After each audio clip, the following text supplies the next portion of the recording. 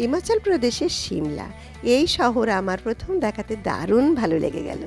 হিমাচল প্রদেশের প্রথম শহর ও রাজধানী হলো সিমলা, আর এটাই হলো এই রাজ্যের সাংস্কৃতিক, শিক্ষা ও বাণিজ্যিক কেন্দ্র। স্বাধীনতার পর এই সিমলা হয়ে যায় পূর্ব পাঞ্জাবের রাজধানী, আর 1966 সালে সিমলা হয়ে যায় হিমাচল প্রদেশের রাজধানী। ঝকঝকে তকতকে প্রাণবন্ত একটি শহর, পাহাড়ের কোলে ছবির মতো সাজানো ঘরবাড়ি, বরফে ঢাকা পাহাড়ের শৃঙ্গ, সবুজ দেওদারের জঙ্গল, এইসব প্রকৃতি প্রেমিকদের মন জয় করে নেওয়ার জন্য যথেষ্ট। আমি আজই এসে পৌঁছেছি সিমলায়। তো লাঞ্চ করে নিয়েছি, তারপর এখন একটু রেস্ট নিলাম। এখন আমি বিকাল 4টে বাজে, আমার সব ফ্রেন্ডদের নিয়ে আমি এখন বেরোচ্ছি। মেলে যাব, সিমলা কালীবাড়ি দর্শন করব। তো সবাইকে নিয়ে এখন বেরিয়ে পড়বো।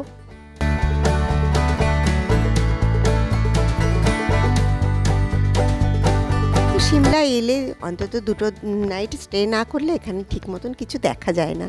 তো আমি যেহেতু সবার ট্যুর ট্রাভেলসের সঙ্গে আসি, তাই ঠিক মতন আমার নাইট স্টেও ঠিক মতন হয় না, কিন্তু একটা নাইটই আমরা এখানে থাকবো।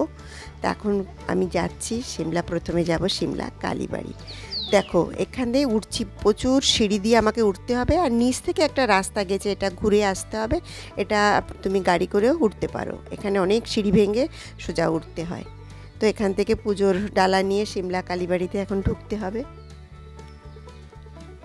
যদি পুজো দিতে চাও তো চলে এসছি সিমলা কালীবাড়ি। তা সিমলা কালীবাড়ির নাম হয়েছে শ্যামলা দেবী থেকে। শ্যামলা দেবী হলো মা কালীরও একটা অবতার। রামচরণ ব্রহ্মচারী 1845 সালে জাকো পাহাড়ে শ্যামলা দেবীর মন্দিরটা নির্মাণ করেছিলেন। তারপর ইংরেজরা এইখানে এই মন্দিরটা স্থানান্তরিত করে দেয়। এখানে কিন্তু থাকা খাওয়ারও ব্যবস্থা আছে, এখান থেকেও দারুণ সূর্যাস্ত কিন্তু দেখা যায়। সিমলা কালীবাড়ি থাকার জন্য আপনাকে ইমেল করতে হবে simlakalibari.1823@gmail.com। উল্লেখ করে দিতে হবে কবে আসছেন, কজন আসছেন, কটা রুমের দরকার, আর 3 থেকে 4 দিনের মধ্যে আপনার ইমেলের উত্তর পেয়ে যাবেন। তো আমরা কালী মন্দিরের কি দর্শন করলাম, সুন্দর, না অনেকটা ফাঁকা ফাঁকাই রয়েছে, তো দর্শন করলাম।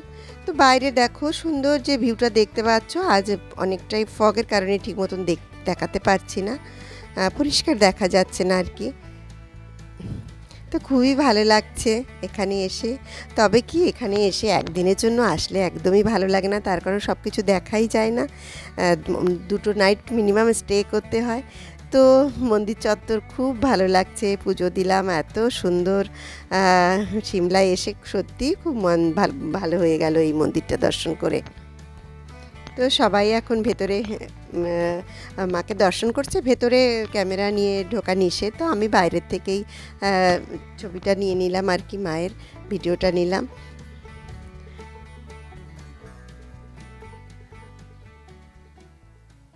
তো এখন আমি যাচ্ছি উপরে মেলের দিকে, আমার সব ফ্রেন্ডদের সঙ্গে নিয়ে এগিয়ে যাচ্ছি।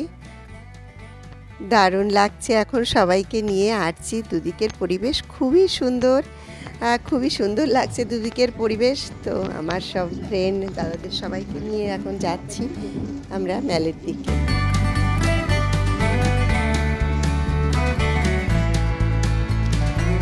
বাহ কি সুন্দর, দেখো একটা বানর।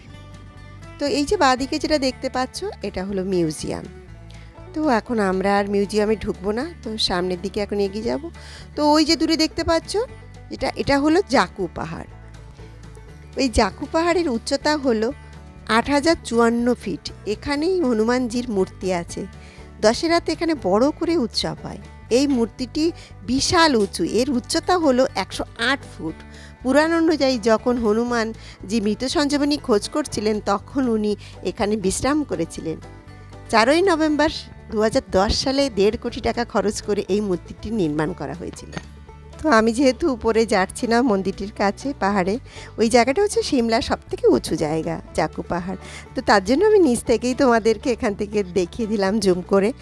আর এখন আমি মেলে চলে এসেছি, মেলে ঘুরছি, অনেকটাই ফাঁকা ফাঁকা, যেহেতু অনেকটা সকালে এসেছি। তো দুদিকটা দেখলে এত ভালো লাগবে, রাতে দিনে যখনই তুমি আসবে এখানটায় অসাধারণ দেখতে। তো এখানে সবাই দেখো বসে আর কি। তো এখানে সুন্দর ড্রেস পরে দেখছি সবাই ছবি তুলছে।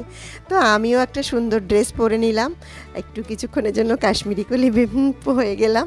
তো ভালোই লাগছে বেশ, আমার ড্রেসটা পরে আমার খুব ভালো লাগছে। তো এই যে ভদ্রলোক দেখছেন, এনার থেকে আমি ড্রেসটা নিলাম, এখানে নিয়ে আমি এখন ফটোশ্যুট করলাম। সবাই এখানে বসে চা খাচ্ছে আমাদের সঙ্গে যারা এসছেন। তো সিমলা এই মেলে এলে খুবই সুন্দর, সময়ও কেটে যায়, খুবই ভালো লাগে। চতুর্দিকে এখন প্রচুর মানুষের সমাগম।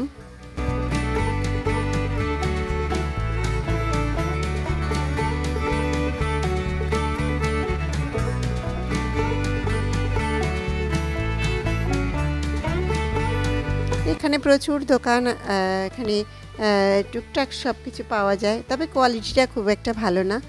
তো এখান থেকে আমি একটা সানগ্লাস নেব, আমার সানগ্লাসটা ভেঙে গেছে, একটা সানগ্লাস কিনবো। আর এগুলো হচ্ছে ম্যাগনেট, ফ্রিজ ম্যাগনেট যেগুলো, সেগুলো দু একটা নিয়ে নিলাম আমি।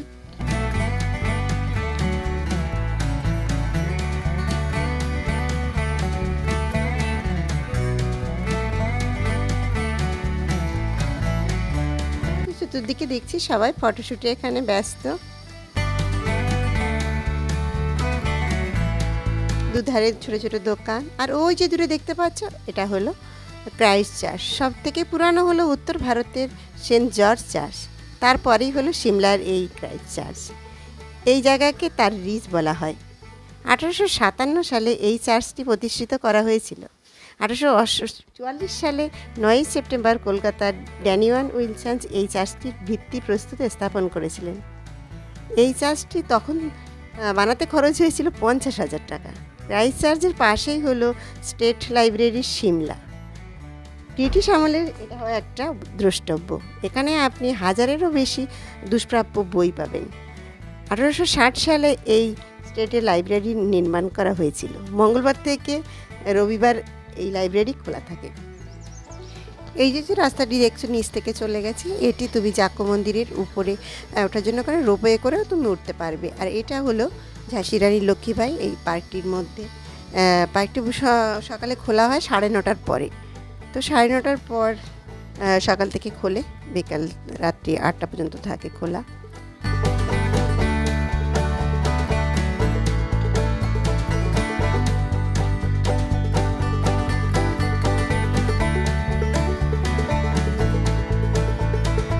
এখান থেকে উপর থেকে এখন নিচে সিঁড়ি দিয়ে নিচের দিকে নামছি। এখানে প্রচুর দোকান, বা দেখো এখানে খুব সুন্দর একটি জায়গা।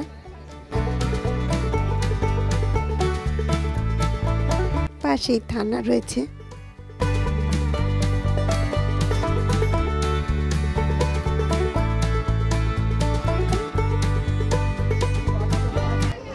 প্রচুর দোকান, তো একটা দোকানে ঢুকলাম। এখানে কোয়ালিটিগুলো অনেকটাই ভালো। এই যে যেটা দেখতে পাচ্ছ এটা একটা মাফলার, এটা পুরো হাতে তৈরি করা। এই মাফলারটার দাম হচ্ছে 20,000 টাকা। যদিও দামগুলো খুব বেশি, চড়াই দাম। তো এখানে ঢুকলাম, ঢুকে দেখলাম একটু, জিনিসটা যদিও খুব ভালো, তবে 20,000 অনেক দাম। তো দেখে যাই হোক কিছু আমরা নিয়ে এখান থেকে বেরিয়ে পড়েছি। এই উপর থেকে আমরা গেছিলাম, এখন আমরা নিচের রাস্তাটা ধরে এগিয়ে যাচ্ছি।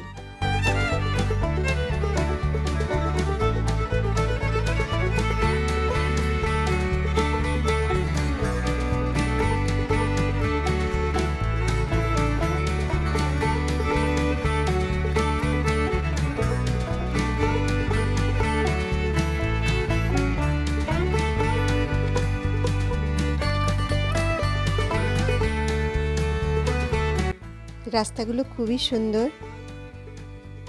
আর্মি ক্যাম্প রয়েছে তার বাদিকে। আর এই যে ডান দিকে দেখছো এটাই হচ্ছে সিমলা কালীবাড়ি। আমি কালীবাড়ির ঠিক নিচ থেকে আমরা এখন যাচ্ছি। আগে উপর থেকে গিয়েছিলাম যাওয়ার সময়, এখন নিচ থেকে যাচ্ছি।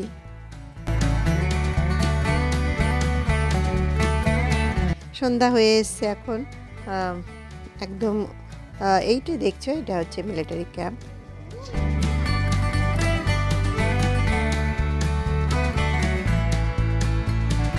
সবাই মিলে এখন ধীরে ধীরে হোটেলের দিকে যাচ্ছি। তবে হ্যাঁ, তোমরা যদি আসো 2 দিন অন্তত এখানে তোমরা স্টে করবে না। তা 2 দিন না থাকলে ভালোভাবে এখানে ঘুরে দেখা যায় না। 2 দিন থেকে একটা গাড়ি নিয়ে সিমলার সাইডগুলো সুন্দর ঘুরে ঘুরে দেখার, না দেখলে আর কি ঠিকভাবে বোঝা যাবে না। তো দেখো রাত্রের সিমলা কত সুন্দর লাগছে। তো আমি এখন চলে এসেছি হোটেলে। আমাদের সন্ধ্যার টিফিনও রেডি। তো আমরা সন্ধ্যাবেলায় টিফিন করলাম।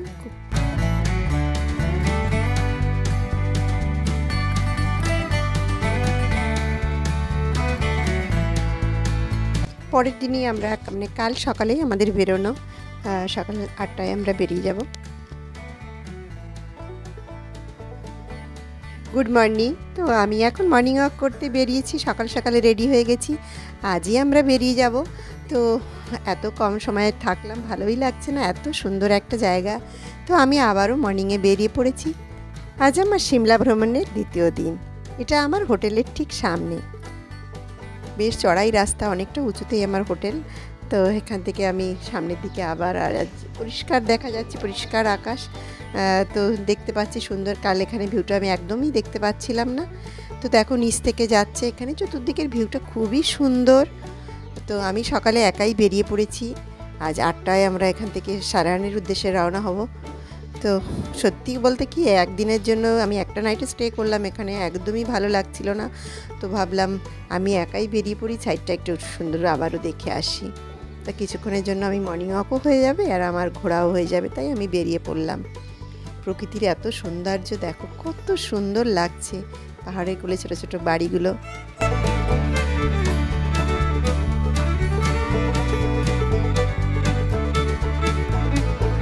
হাঁটতে হাঁটতে আমি আবারও চলে আসলাম ম্যালের দিকে।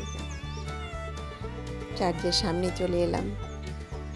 এখন একদম শুনশান, কোনো লোক নেই, একদম মর্নিংয়ে তো এখানে কোনো লোক নেই। আমি একাই নিরিবিলি বেশ হাঁটতে হাঁটতে এগিয়ে চলে এলাম। নিচের রাস্তাটা ধরে, চার্চের ঠিক নিচ থেকে যে রাস্তাটা চলে গেছে, এই রাস্তাটা ধরে সামনের দিকে এগিয়ে আসছি। সকালটা হাঁটতে এখানে বেশ ভালো লাগছে। সেই যে পার্কটি দেখছো, ঝাঁসি রানী লক্ষ্মীবাই যে পার্কটি ছিল উপরে, আমি অতটা উপরে, এখন তো বন্ধ, তাই উপরে উঠতে পারলাম না। নিচ থেকেই তোমাদের দেখাচ্ছি। 9টার পরে এটা খুলবে।